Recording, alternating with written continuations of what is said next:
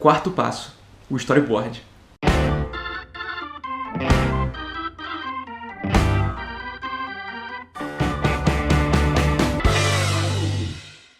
Fala galera, tranquilo? Rafa Pinheiro aqui e hoje a gente vai falar da parte que eu considero a mais importante e a mais difícil na hora de fazer quadrinhos. É a hora que você separa o quadrinista do escritor, ou o quadrinista do desenhista, ilustrador, porque é a hora que você vai pegar texto e imagem, somar e ter uma soma maior do que as partes.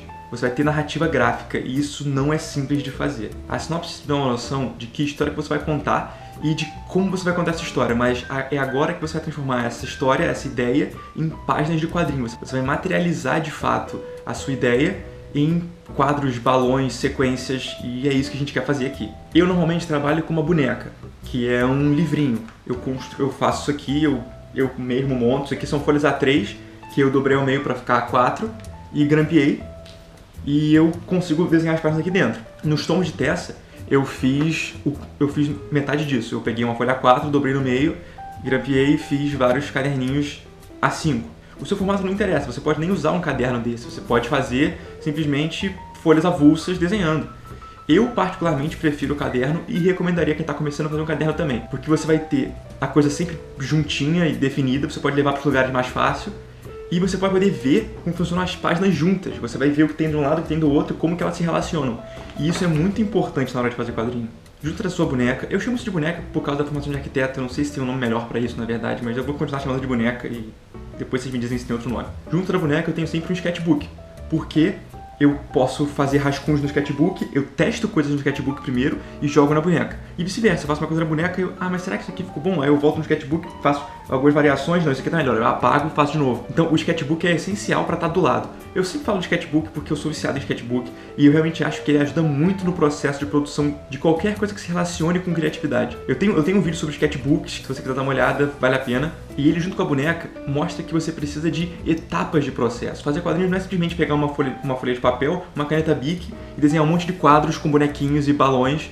Isso não vai funcionar, entendeu? Você precisa testar primeiro, rascunhar, fazer uma versão, depois uma versão teste, a versão prévia, a versão da versão, e aí testar essa aqui funciona melhor do que essa. Então ter vários cadernos, ter um monte de papel, ter a boneca, tudo isso é importante para você fazer uma parada concisa, eficiente e que faça sentido, né? Que não fique uma parada jogada. Dá trabalho? Dá, mas ninguém falou que era fácil. E é legal você ter essa boneca guardada, porque depois que o quadrinho estiver pronto, você vai poder ter o processo, você vai poder revisitar o seu processo e depois de ter o negócio pronto, você ter amadurecido como quadrinista, você vai olhar, pô, isso aqui tá legal, isso aqui não funcionou tão bem. Aí você vai poder comparar o produto final com a boneca e falar, isso aqui mudou daqui pra cá, mas ficou melhor assim, isso aqui eu deveria ter deixado desse jeito. Então é bom você ver essas etapas de processo, você ter guardado como você evoluiu ao longo da produção. Mas vamos lá, fazer as páginas.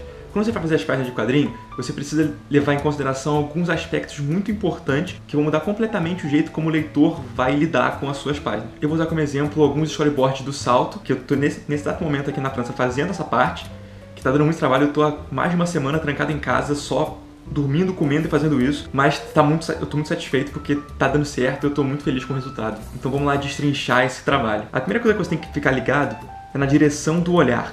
Quando você monta uma página, você quer que o leitor leia os quadros e os balões na direção certa. Então, quando você monta a página, você tem que levar isso em consideração. Ele está lendo certo? É fácil de ler? Eu consigo entender qual balão vem antes de qual balão, qual quadro vem antes de qual quadro. Eu consigo ver uma hierarquia, eu consigo saber que no mesmo quadro eu tenho 3 balões. Qual que eu leio primeiro? Isso tudo tem relação com a posição que eles estão, principalmente. Então, assim, como uma leitura de texto normal, a gente começa lendo do topo da esquerda para a direita e vai descendo. Como linhas. Trate os seus quadros e seus balões como linhas. Você tem que ler na direção certa. Então você começa da esquerda para a direita, chega no final da página, você tem que ter algum guia visual para levar o leitor para a esquerda de novo na parte de baixo. A gente chama isso de escrita em Z. Isso não é simples de fazer, mas também não precisa ser uma parada super forçada. Pode ser sutil, pode ser um olhar do personagem, pode ser uma linha do cenário, pode ser alguma coisa, uma diagonal que leve você para aquela parte. É importante pensar também na variação de câmera. Quando você vê um filme, você vai reparar que a câmera muda várias vezes, e não é à toa. A câmera mudando dá a noção para o leitor de que ele conhece o cenário, ele sabe aonde aquilo está se passando. Se você foca sempre na cara dos personagens falando, isso dá uma noção de que eles estão num limbo sem nada, entendeu? Você precisa da noção de onde eles estão, qual é a posição de um em relação ao outro, se eles estão conversando, por exemplo. Principalmente em conversas, onde os quadros tendem a ficar meio parados, porque são duas pessoas sentadas falando. Você precisa dessa dinâmica, você precisa fazer com que o leitor não fique entediado de ler a sua história. Então você precisa fazer com que a câmera mude de um personagem para o outro. Por exemplo, enquanto os caras estão falando, alguém está fazendo alguma coisa. Um cara tá, sei lá, brincando com um lápis na mão, assim. Então você mostra isso, mostra um cara tá, por exemplo, bebendo cerveja enquanto ele está conversando. E o outro tá olhando a hora. Mostra essas coisas acontecendo, porque ninguém, na verdade, conversa parado olhando reto para a cara do outro. Isso dá, além de dinâmica para a cena e para a página, não fica monótono, você dá realismo pra parada, porque ninguém conversa parado. Já que a gente tá falando disso, é importante também falar de ritmo. Digamos que você tem uma página só de ação, sem nenhum texto. O cara vai ler isso rápido. Na página seguinte, você só tem texto enorme, são dois caras conversando, ou seja, o cara vai levar, tipo, 3 segundos numa página e 1 minuto na outra página. Você quer isso? Você pode querer, não tem problema. Você pode querer que isso seja um recurso narrativo. Mas você tem que fazer isso pensando, você não pode fazer aleatoriamente. É importante que você saiba o ritmo que você está dando para cada página. Então, terminou de fazer uma página, dá uma olhada, vê o tempo que você gasta para ler a página inteira, o tempo que você gasta em cada quadro, vê se a proporção entre os quadros está fazendo sentido. Se, por exemplo, eu tenho uma cena que é muito importante e acontece muita coisa. Ele é um quadrinho pequenininho, por que eu não faço ela num quadro maior e as cenas que não são tão importantes, como, por exemplo, o cara olhando para o lado, eu faço um quadro menor e a cena que eu mostro o ambiente inteiro eu mostro maior, porque eu tenho mais coisa para mostrar, eu tenho mais coisa para ser falada nessa cena. Então, a proporção dos quadros na página também é importante. Outra coisa que eu pego emprestado do cinema também é a frase show, don't tell. Porque no cinema existe muito essa frase na hora que você está fazendo cinema, que você não deve falar as coisas pro espectador. Você não deve falar, era uma noite fria e chuvosa. Você mostra uma noite fria e chuvosa.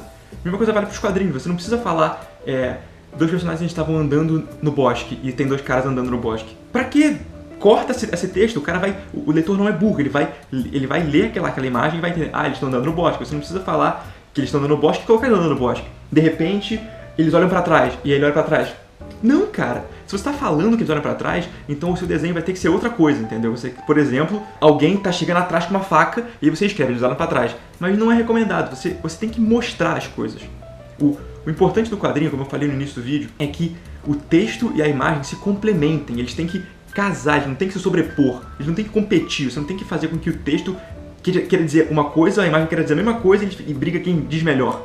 Não, você tem que usar os dois recursos ao seu favor, eles têm que falar junto, eles têm que agregar valor à sua narrativa. Outra coisa importante para você pensar na sua página é o foco. Para onde o leitor está olhando durante aquela cena? Por exemplo, eu tenho um quadro onde tem um cara falando e um cara fazendo alguma outra coisa. O cara está acendendo um cigarro, por exemplo. Você quer que o leitor leia simultaneamente o cara falando e o cara acendendo um cigarro, ou você quer que ele leia primeiro o cara acendendo um cigarro, depois leia o texto?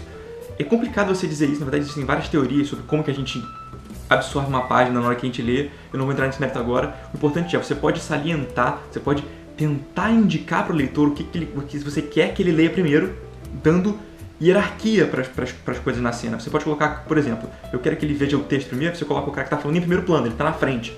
Então, e ele está do lado esquerdo, porque, mais uma vez, a leitura é da esquerda para a direita. Então, o cara vai ler primeiro vai ser o que está na esquerda. Ele vai ver, então esse cara falou e o cara acendeu o cigarro depois.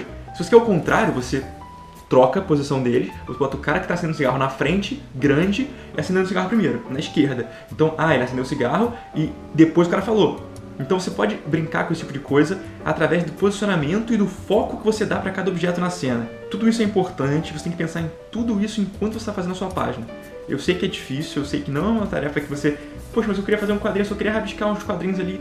Não é assim. Se você quiser fazer um quadrinho decente, um quadrinho legal, que vai cativar o seu público e que vai ter uma boa leitura, que vai ser legal, divertido, ele vai engajar o leitor, você precisa pensar em todos esses aspectos e muitos mais que eu nunca vou conseguir falar num vídeo de mais ou menos 10 minutos. Para fechar, eu tenho mais 2 coisas para falar. O primeiro é, na hora de fazer a sua boneca, não pega uma folha A4 e usa a folha inteira para fazer a página. Você pega a folha e você desenha a página na parte interna da folha. Deixa uma margem sobrando, porque você pode querer fazer anotações naquela página. Por exemplo, eu tenho uma página aqui, eu fiz um quadro, outro quadro, e eu vi que, esse quadro aqui fica melhor na frente desse. Aí você puxa uma setinha do lado de fora da página, mas dentro da folha ainda, e fala, trocar a posição dos quadros, então tem que desenhar de novo. Ou então, por exemplo, tem uma coisa que você desenhou nesse rascunho, porque é um rascunho, a página não tem que estar bonitinha, ela só tem que passar a mensagem. Então você vai dizer, isso aqui tem um elemento importante que dá trabalho de desenhar, não vou desenhar agora. Você puxa uma setinha e fala, aqui tem tal coisa desenhada. Porque isso é pra você. Você pode até mostrar para o editor e tal, mas se você tiver essas anotações, ele vai entender também. Todo mundo sabe que essa etapa não é uma etapa final, ela é uma etapa intermediária, é um processo. Então ter essa borda em volta para fazer anotações, para ter algumas ideias, às vezes tem ideia no meio da parada, você tá numa página e putz, isso aqui vai ser legal agora que eu pensei, e você anota. Então nunca use a boneca com a folha inteira, sempre desenhe dentro dela. E por último, entenda que isso é um trabalho em processo, não é para ser bonito, não é para você mostrar para as pessoas, olha que trabalho bonito que eu fiz essa boneca. Não, cara, isso é um storyboard, isso não é definitivo, isso vai mudar, tem que mudar, porque se tiver perfeito assim, você não precisa fazer o quadrinho final. Faça tudo a lápis. Ou lapiseira, no caso. Mas nunca a caneta, porque você não vai querer rabiscar, você vai querer apagar, você vai ter que apagar. Não crie muita afeição por essa parada, porque ela vai mudar, ela vai ser rasurada, você vai ter que rabiscar coisa. Se você mostrar pra alguém, um editor, um quadrinista que tá mais na frente, vai te dar algumas dicas, o cara vai pegar e vai rabiscar em cima da parada. E tudo bem, isso é importante, porque você vai ver, vai estar visualmente o que tá de errado ali, entendeu? Eu sei que essa parte é muito difícil, eu sei que eu falei um monte de coisa. Depois de fechar essa série de 7 passos, eu pretendo fazer vídeos mais específicos sobre cada um desses pontos importantes na hora de construir uma página. Eu pretendo também fazer vídeos de análise de quadrinhos que já existem, quadrinhos bons, que usam esses artifícios todos, e eu vou mostrar aqui pra vocês. Mas por enquanto, pra caber num vídeo só, é isso. É a parte mais difícil, mas ela é muito importante. Se você fizer essa parte direitinho, o resto é moleza, de verdade. Vai ser um pouco difícil fazer os próximos passos nos próximos dias, porque, como eu falei, eu tô no salto, eu tô nessa parte ainda, então eu não tenho as páginas a lápis, a arte final e a aquarela ainda. Então, eu vou fazer outros vídeos e assim que eu tiver alguma coisa das próximas etapas, eu posto o vídeo pra vocês verem o processo, porque eu quero filmar eu fazendo, eu quero mostrar pra vocês como é que é um de verdade, não só falar sobre, entendeu? Então não fiquem chateados comigo, mas vai ter o resto dos passos, relaxa. E é isso, galera, espero que tenha ajudado. Qualquer dúvida ou comentário, manda aqui embaixo, eu vou responder todo mundo. E curte, compartilha, e internet, todo mundo sabe como é que funciona. Aquele abraço, valeu!